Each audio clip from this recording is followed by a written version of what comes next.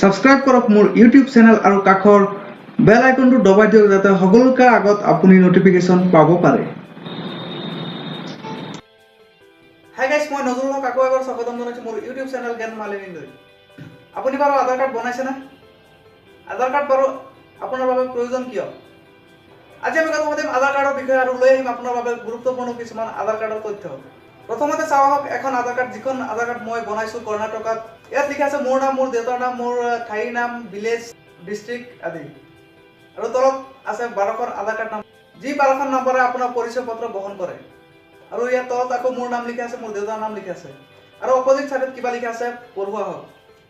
Information: Aadhaar is proof of identity not of citizenship to establish identity authenticate online. This is electronically generated letter. অর্থাৎ আধার আপনার পরিচয় পত্র ভারতীয় নাগরিকত্বর কোনো সংজ্ঞা বহন নকৰে আৰু এখন ইলেক্ট্ৰনিক্যালি জেনাৰেটেড অৰ্থাৎ বৈদ্যুতিক পত্ৰ হয়। একেবাৰে তলত লিখা আছে আধাৰ কাৰ্ডে আপোনাক ভৱিষ্যতত চৰকাৰী আৰু বেচৰকাৰী সংস্থাসমূহৰ পৰা সেৱাসমূহ লাভ কৰাত সুবিধা কৰি দিব। আধাৰ কাৰ্ড হ'ল ভাৰত চৰকাৰৰ এটা বিশেষ প্ৰয়াস, যাৰ সহায়ত ভাৰতৰ প্ৰত্যেকজন মানুহৰ পৰিচয় পত্ৰ ভাৰত চৰকাৰৰ হাতত জমা হয়, যাৰ ফলত ভাৰতত লাহে লাহে অপৰাধ কমি যাব।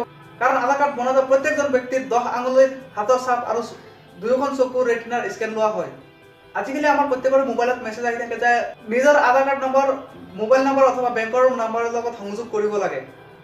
ইয়াৰ কাৰণ এটা যে এজন মানুহৰ কিমানটা সিম আছে বা বেংকত কিমানটা একাউণ্ট আছে তাক সহজতে চিনাক্ত কৰিব পাৰিব।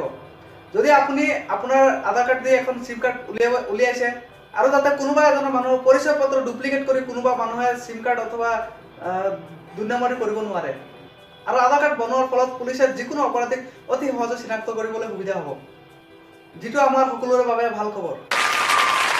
আধাৰ কাৰ্ড বনাবলৈ কোনো প্ৰয়োজনীয় নথিপত্ৰ নালাগে। আপোনাৰ ভোটাৰ কাৰ্ড অথবা আপোনাৰ যিকোনো ভেলিড পৰিচয় পত্ৰ আপুনি লৈ যাব লাগিব আপোনাৰ ওচৰৰ আধাৰ কাৰ্ড চেণ্টাৰত। ভাৰত চৰকাৰৰ অধীনত যিবিলাক চৰকাৰী কাৰ্যালয় আছে সেইবিলাকত বিনামূলীয়া আধাৰ কাৰ্ড বনোৱা হয় আৰু বেচৰকাৰী সংস্থাসমূহত কিবা এটা মাচুলৰ বিনিময়ত তেওঁলোকে বনায়।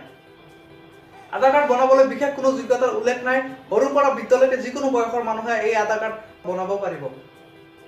গতিকে আপুনি যদি আধাৰ কাৰ্ড বনোৱা নাই ওচৰৰ কাৰ্যালয়ত যাওক আৰু আপুনি ভাৰতৰ যিকোনো ঠাইত থাকক বা যিকোনো অঞ্চলত থাকক আপুনি আধাৰ কাৰ্ড বনাবলৈ পাৰিব। আধাৰ কাৰ্ড বনোৱাৰ পিছত আপুনি বহুত সাৱধান হৈ যাব লাগিব, কাৰণ অপৰাধীসকলক পুলিচে ধৰিবলৈ বেছি সময় নালাগিব। কাৰণ আপোনাৰ হাতৰ আঙুলিৰ 10টা ছাপ যিকোনো সময়ত ইণ্টাৰনেটত সংযোগ কৰিলে আপোনাৰ পৰিচয় পত্ৰখন তাত ওলাই পৰিব। এইটো এটা আধাৰ কাৰ্ডৰ উপকাৰিতা, যাতে প্ৰত্যেকজন অপৰাধী পুলিচে ভালকৈ ধৰিব পাৰে।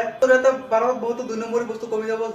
যেনেদৰে আপোনাৰ নামত বিভিন্নজনে বিভিন্ন সিম কাৰ্ড উলিয়াই বিভিন্ন বেয়া কাম কৰি থাকিব পাৰে, কিন্তু আপুনি নাজানে। তেতিয়া আপুনি কি কৰিব? যেতিয়া আধাৰ কাৰ্ড আপোনাৰ হৈ যাব তেতিয়া আধাৰ কাৰ্ডৰ সহায়ত আপুনি যিকেইটা সিম উলিয়াব সেইকেইটা সিমে আপোনাৰ বৈধ থাকিব। গতিকে আপোনাৰ পৰিচয় পত্ৰ গোপনে থাকিব আৰু আপোনাৰ পৰিচয় পত্ৰত অকল আপুনিয়ে ব্যৱহাৰ কৰিব পাৰিব। যদি ভিডিঅ'টো ভাল লাগিছে লাইক কৰক আৰু নেক্সট কিহৰ ওপৰত ভিডিঅ' বনাব লাগে কমেণ্ট কৰি জনাওক, আৰু মই সেইটোৰ ওপৰত আপোনালোকলৈ বিভিন্ন ধৰণৰ গুৰুত্বপূৰ্ণ তথ্য লৈ আহিম। আৰু ছাবস্ক্ৰাইব কৰক আমাৰ জ্ঞান মালিনী ইউটিউব চেনেল। সকলোৱে দোৱা কৰিব, আশীৰ্বাদ কৰিব। আজিলৈ ইমানেই বন্ধুসকল, ধন্যবাদ বন্ধুসকল। খুদা Hafiz and love you all.